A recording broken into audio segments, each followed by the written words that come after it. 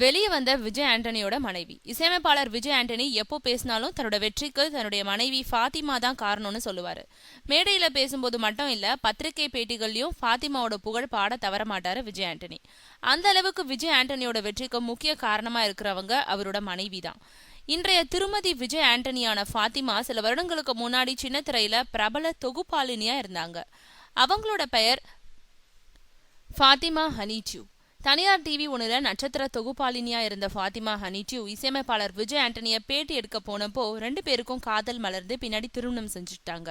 விஜய் ஆண்டனிய திருமணம் செஞ்சுக்கிட்ட அப்புறம் தன்னுடைய மீடியா தொடர்புகளை மூட்டை கட்டிட்டு முழு நேரமா தன்னோட கணவரை கவனிச்சிட்டு இருக்காங்க.